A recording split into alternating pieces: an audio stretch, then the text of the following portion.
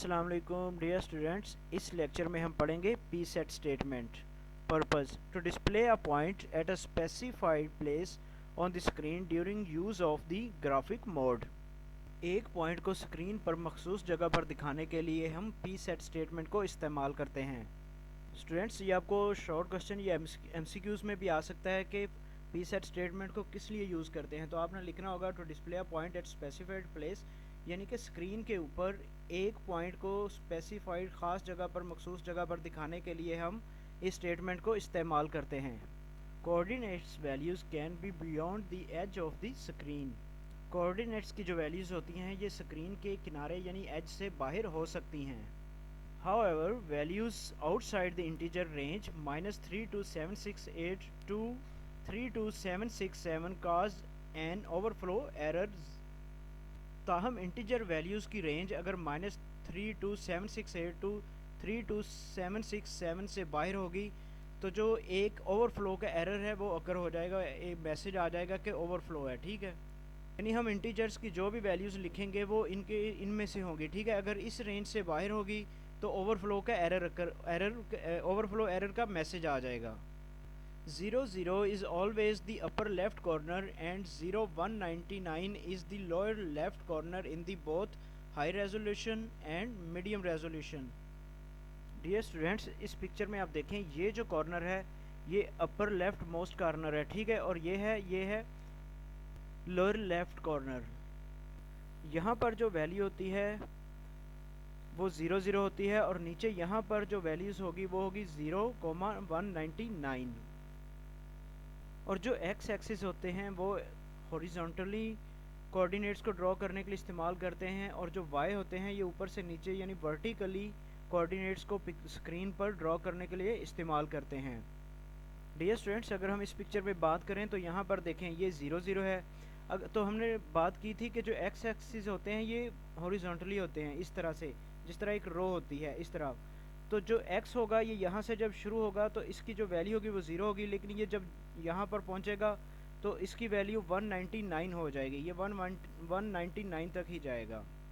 और यहाँ पर हम बात करेंगे y एक्सिस की जो कोऑर्डिनेट्स होंगे ये यहाँ तक आएंगे, यहाँ तक, और ये 199 होंगे।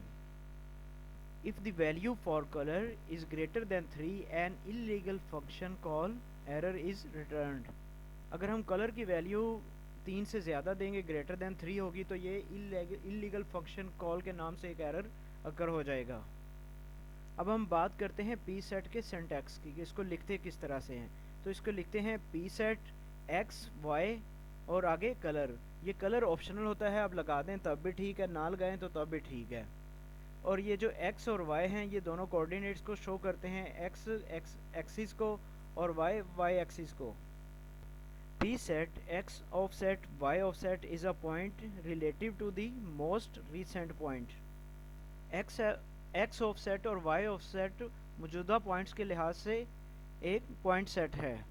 फॉर एग्जाम्पल P set 10 10, यानी कि x एक्सिस जो होगा वो भी 10 और y भी 10। ये वैल्यूज़ आप चेंज भी कर सकते हैं, 10 लिख के आगे 50 भी लिख सकते हैं, तो फिर जो y एक्सिस होगा वो 50 पर आके रुकेगा।